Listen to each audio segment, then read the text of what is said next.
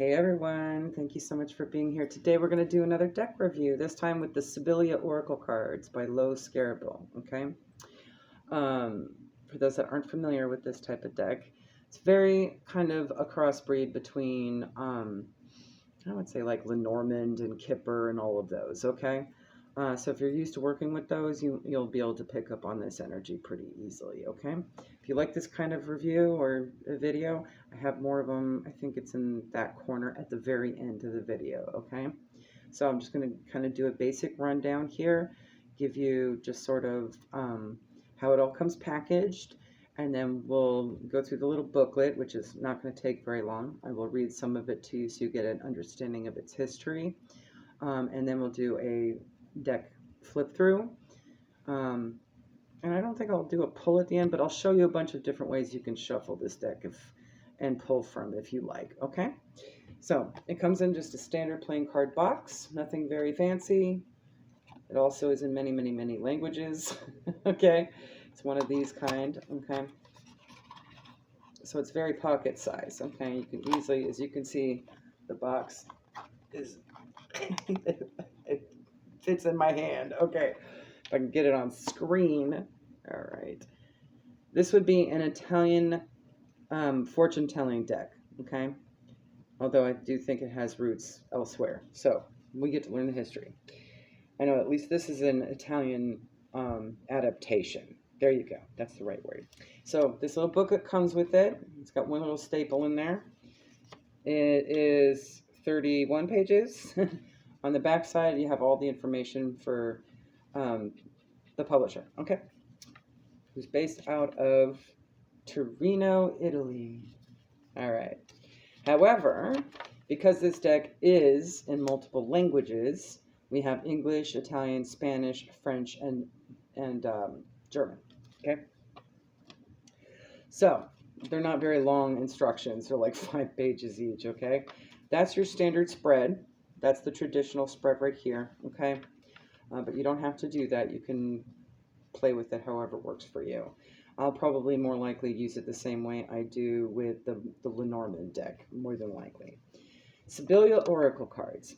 Using the Sibilla Oracle Cards is easy and fun, and their use can be grasped by anyone. It might seem that looking into the future by reading cards is absurd, but we will show you that it is possible. Nor is it true that only a few elect people endowed with occult gifts are able to divine. Once you are holding the Sibilla Oracle Cards in your hands, you're about to start a journey into the unknown, into an unfamiliar dimension with which you will be able to foresee the future in the smallest detail. There are 3 basic attributes needed for reading cards. Knowledge of the images and meanings of the Sibyl itself, S-I-B-Y-L, okay? Intuition, the ability to perceive what is not obvious and to follow one's instinct and the unconscious. And ability to relate, the contact and affinity which develops with the querent and the Sibilia. So who you're reading for, the person asking the questions, okay? These instructions contain the clear and concise foundations of knowledge. So that's helpful, right? Intuition is inherent in each of us, and ability to relate develops naturally with experience, time, and practice. I'm just going to read the history because it also gives you the spread as well, okay? I'll continue over to here. I think that's good as far as how to divinate using this deck, and then it goes into this the Italian, okay, instruction. History. The Sibilla Oracle cards are of French origin. Between the 18th and 19th centuries, this art of divination was extremely popular and widespread and was practiced almost anywhere, but particularly at court and in literary and intellectual salons. Court like as in dating, okay. All right. Originally, divination was carried out with an ordinary deck of cards called the French suites, the one that we're most familiar with playing poker or whatever, okay? Hearts, diamonds, clubs, and spades. So you can absolutely use a tarot assessment with this deck, which is what I would probably use that for. So it would add more depth of read, okay? Originally, divination was carried out with I just said that, With the passing of time, the normal cards were decorated with images which depicted scenes from daily life and were therefore closely linked to personal experience. Each of these depictions was then enlarged on with a phrase or a definition which distinguished the images printed on the Sibilia, thus giving an initial explanation of its meaning. The oracle cards and tarot. So let's talk about that. Divination by the using the Sibilia is less well known than that of tarot, although it is practiced by most professional cartomancers. That's what it is, using cards, is cartomancy, that type of scrying. And of course, it's not limited to tarot or oracle, and there's so many others. And so I thought I'd branch out and we'll try something new, right? Okay. Historically, the tarot are linked to the esoteric and mysterious traditions, in particular in the English-speaking world, while the Sibilia Oracle cards were better known in Europe. Furthermore, the Sibilia Oracle cards were used more by women, while the tarot were considered to be more masculine, which is a distinction which today has been lost and in any case is anachronistic. In fact, the essential nature of the Sibilia is to be found in daily life and familiar images as opposed to the abstract symbolism which is intrinsic to the tarot. In a way, Sibilia and tarot are considered to be the two complementary souls of cartomancy, because they cover everything, right? In just 2 decks, they can do a lot. All right. So there's your little booklet. I'm going to see if I can, there we go. You'll be able to still see it. All right. So each of the cards, as you can see, fits in the palm of my hand, if I can get my hand in screen. Okay. And they all have that back side. Okay.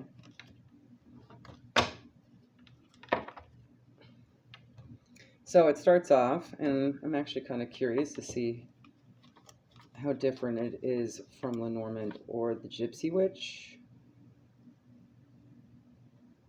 I think Gypsy Witch is closest to with regards to the actual suites. Okay, so of course they have the Ace of Cups right there at the top, or the Ace of Hearts, right? That would be the cups. Okay, that's the suite card, and then it goes in 2, 3. Okay, so there's a lot of imagery there that you can pull from, as well as the coloring. Okay. And of course, they have the meaning, the words for this in all the languages as well. Okay.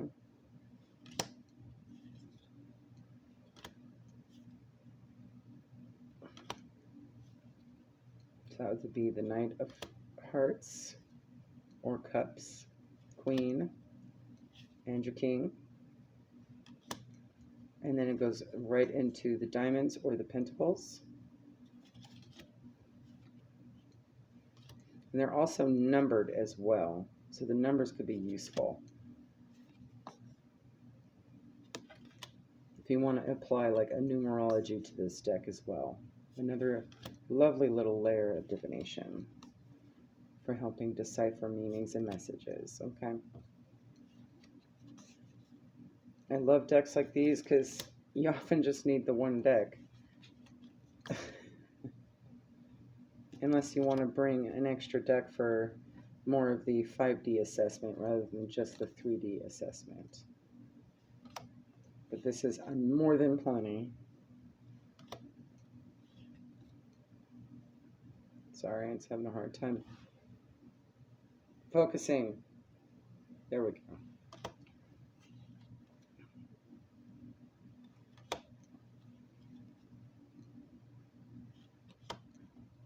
Now for the clubs or the wands.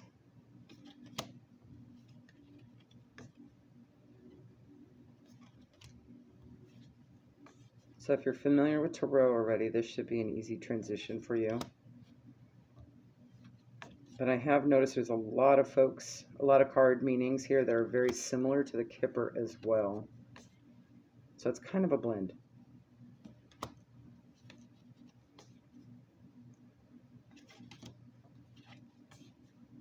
Yeah, we're still in the wands. So there should be 52 cards, if I'm not mistaken. I think that's what a standard playing card deck has.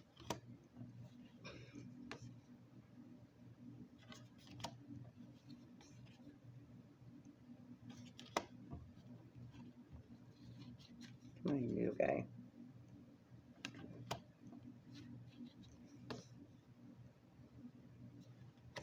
And now for the spades, or the swords in the deck.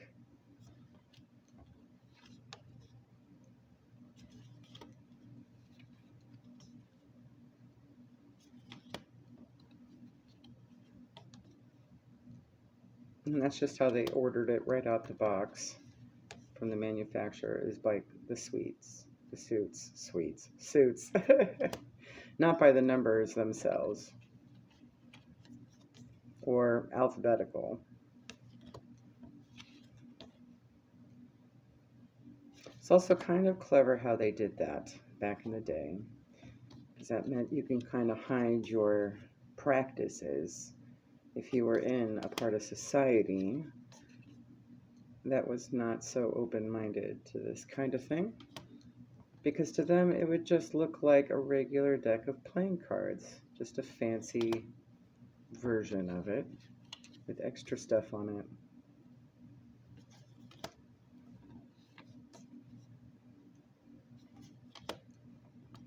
And I believe this is the last one. There you go. So since it's a small deck, I do think kids could probably use it. Simply because the words are very simple. Lawyer, widow, infantilism, so it could be like a baby or just someone being a crybaby. Dark-haired man, fright, weakness. I mean, they're all pretty simple words, right? So because it's so small, you could kind of shuffle it like this if you wanted to. Sorry, it's going to be a little hard on screen. I just didn't realize that. All right. You could also do a side, and you can also do reversals if you wanted to. And kind of showcase the opposing energy of that card.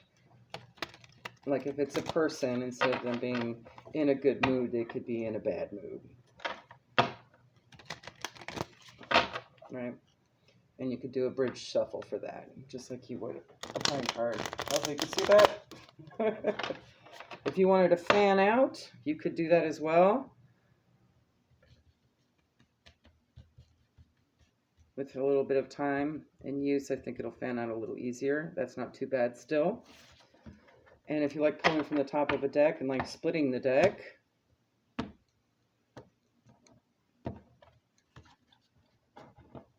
now the traditional spread for this sucker is pretty simple. It's just like that. But you could also probably apply the Lenormand spreads if you want to do the more traditional route with it, or even Kipper or Gypsy Witch or whatever you're familiar with. Me, I like to freestyle it. So if anything, I'll probably treat it like, you know, Lenormand. How I do Lenormand, all right? So there you go, guys. Again, this is Sibilla Oracle Cards. And if you like this, there'll be more here at the bottom. Have a good one. Bye.